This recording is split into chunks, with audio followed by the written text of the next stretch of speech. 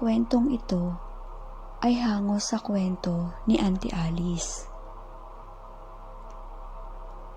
Alas 4 ng madaling araw nun nang magsimula ng mag-asikaso si Auntie Alice upang pumasok sa trabaho.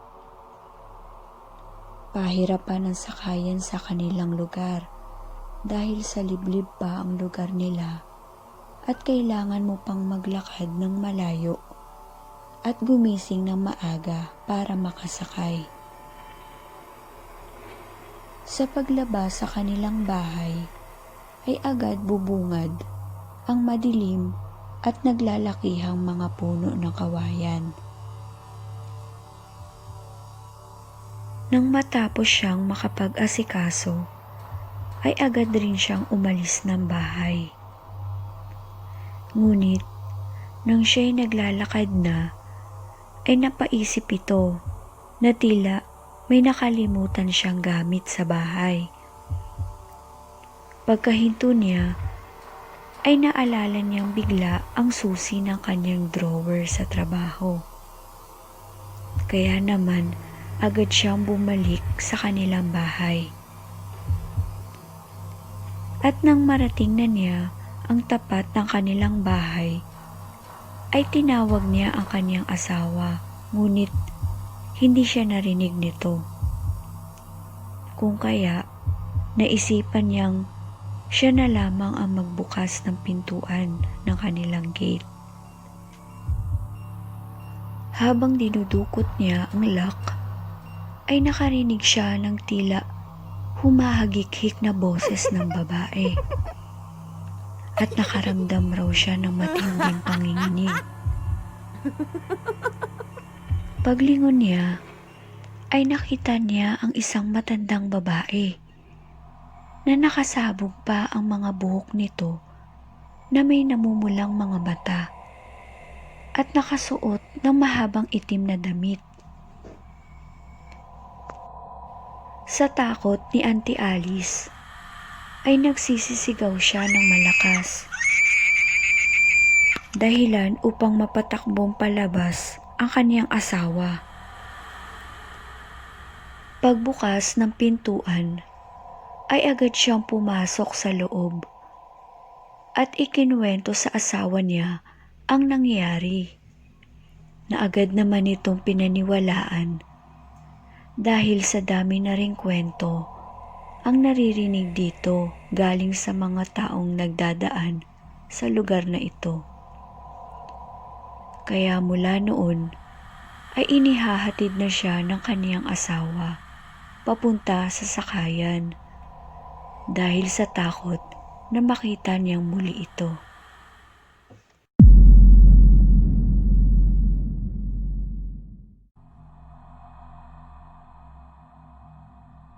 Si Ate Jaisel ay classmate ko noong ako ay nasa kolehiyo pa.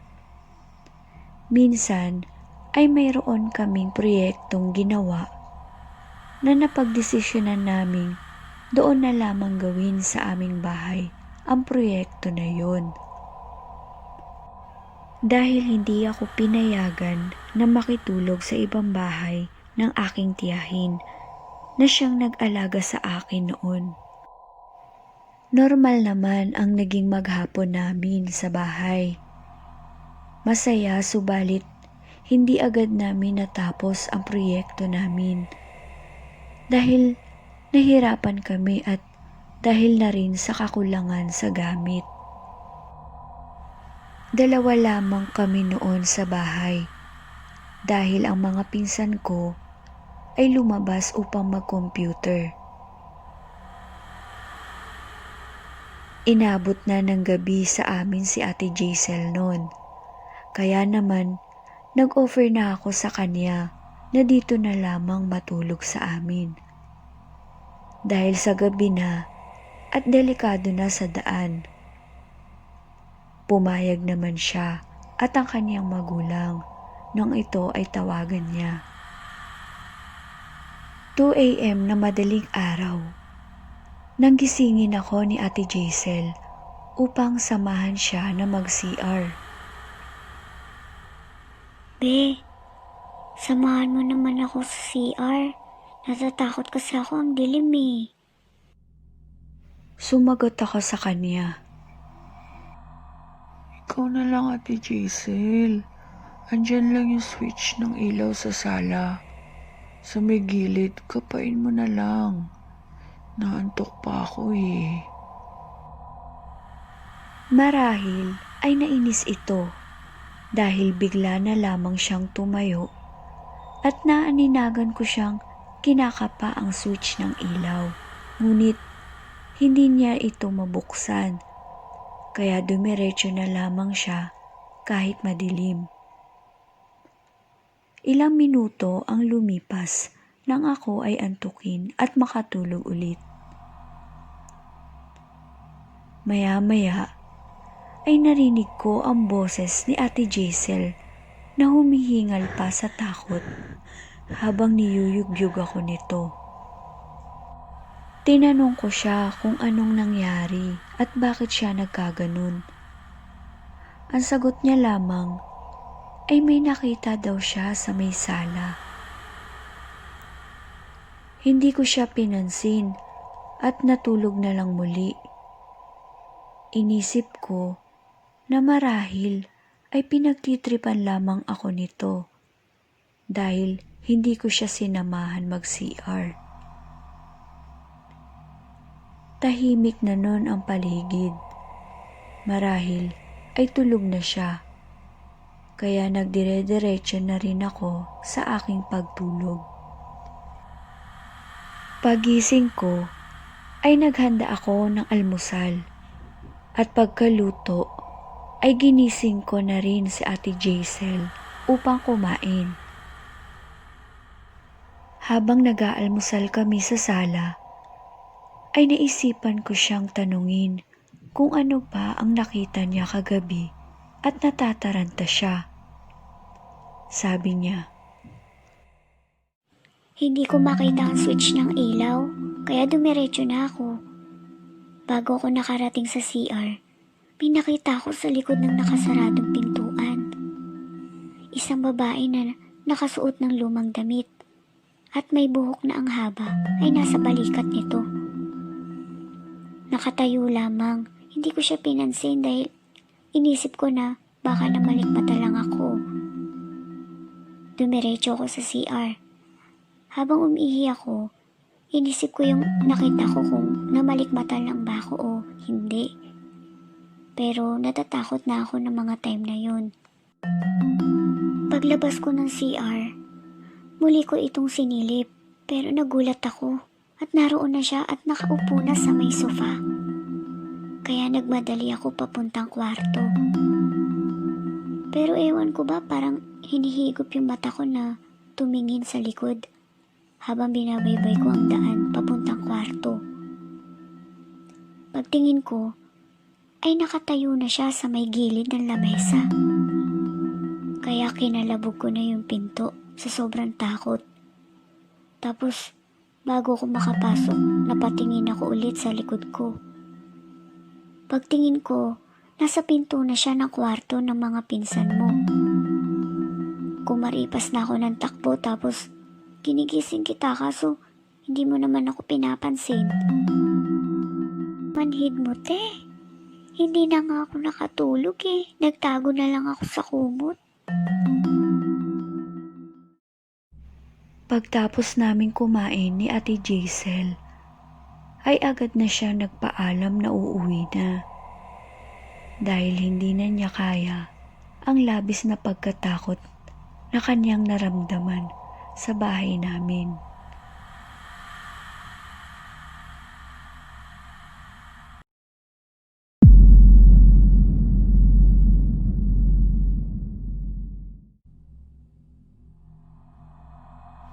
Si Aling Lusing ay kinuha ng aking tiyahin upang maging kasambahay namin dito sa bahay.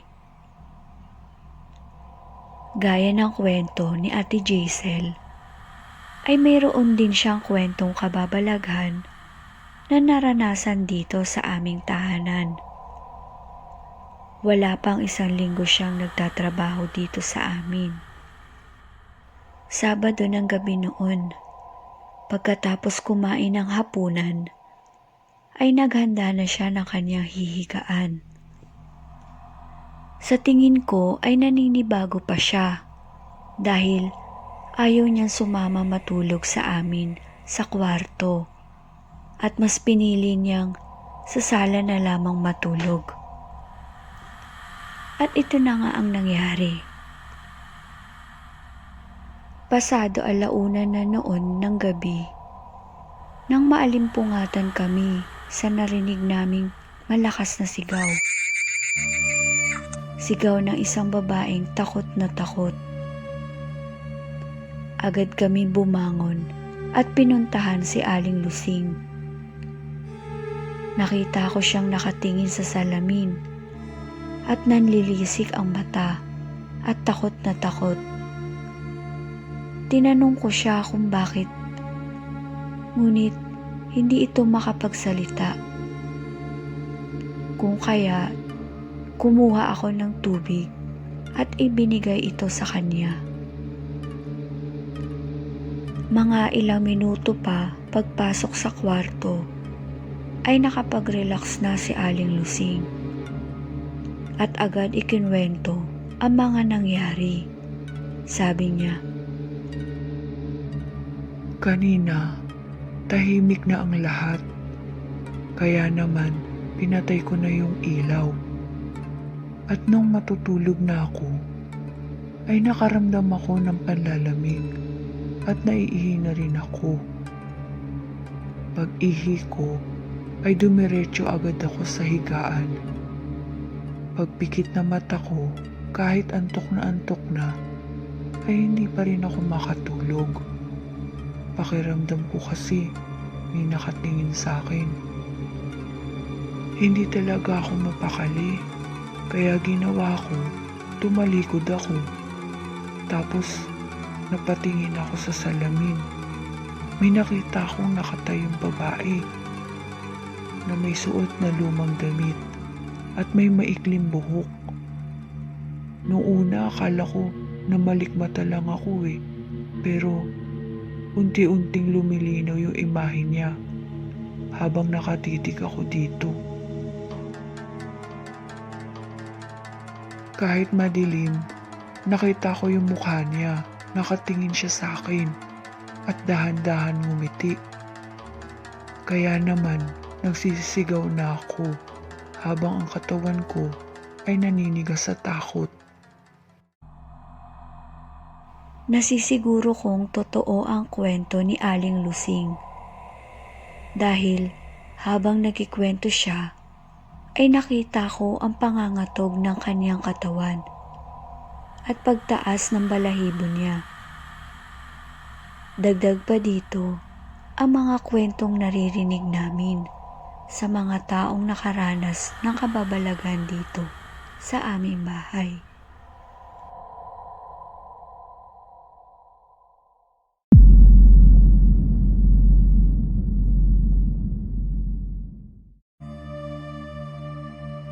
Ito ay kwento ng tito ko sa akin noong binata pa ako at doon pa ako nakatira malapit sa kanila. Ilalarawan ko ang itsura ng lugar. Mga kamag-anak namin ang kapitbahay namin doon. Medyo hiwa-hiwalay ang agwat bawat bahay. Mayroong eskinita na may hagdan ang bandang dulo. At ito ay gawa sa semento. Sa bandang ibaba ng hagdan ay nakatira ang tito ko. Sa bandang kaliwa naman ay may sapa at sa kanan naman ay mayroong matarik na bakanting lupa na maraming puno ng kawayan at halos mapuno ang kapaligiran. Isang hating gabi raw ay hindi siya makatulog. Palingalinga siya. Kaya naman ang ginawa niya ay bumangon siya at nagtungo sa likod ng kanilang bahay. Tumambay saglit habang hinihintay na dalawin siya ng antok. Nagawi ang paningin niya sa may hagdanan, doon banda sa itaas, sa tapat ng bahay ng aking tita na kanyang kapatid. Mayroon siyang napansing 3 babae na naglalakad pababa ng hagdan patungo sa sapa. Dahil wala namang ibang lusutan doon na maaari nilang daanan kundi ang sapa lang, na sa mga oras na yun ay wala kang makikita dahil sa sobrang dilim. Sinundan niya ang mga ito ng tingin habang naglalakad pababa. Sa oras na yun, naisip ng tito ko na baka mga taga-kabilang sapa ang 3 babae. Ngunit nang matapat ang 3 babae sa may bandang kawayanan doon sa itaas ng bahay nila, ay biglang huminto ang mga ito. Inaabangan niya na makalampas ang mga ito, ngunit hindi na niya nakita ang mga babae dahil natatakpan ng mga kawayan ang parte ng hagdan na yun bago makalampas sa harapan ng bahay nila. Naroon pa rin siya sa likod ng bahay nila at naisip niya na baka umupo lang muna ang mga babae at nagpahinga doon sa may balon na tapat lang ng kawayanan. Nagtataka man ang tito ko ay pumunta siya sa harapan ng bahay nila. At pagdating niya sa may harapan ng kanilang bahay, ay sumilip siya banda sa may hagdan, malapit sa kawayanan, kung saan wala yung 3 babae. Kinilabutan siya dahil wala siyang nakitang kahit isang babae. Nilamig siya at nakaramdam bigla ng takot, kung kaya pumasok na siya agad ng kanilang bahay. Tanong niya sa sarili, Saan napunta yung mga babaeng dumaan sa may hagdanan pababa? Bakit pagdating sa may mga kawayan, bigla na lamang silang nawala?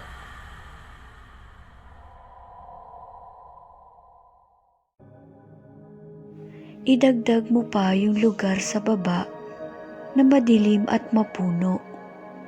Walang ilaw kundi buwan lang ang nagbibigay liwanag. At tanging ikaw lang mag-isa sa gitna ng nakabibinging katahimikan.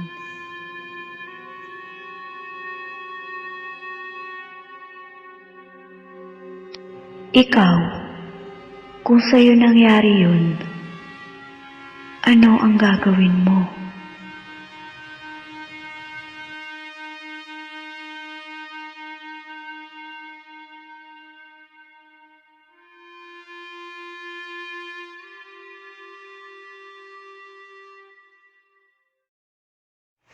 Maraming salamat po sa mga patuloy na nakikinig sa Shokot Ako Creepy Stories. At sa mga bago pa lang sa aming channel, pa-click ng subscribe button and hit the notification bell para lagi kayong updated sa mga bagong creepy stories na i-upload namin. Salamat po!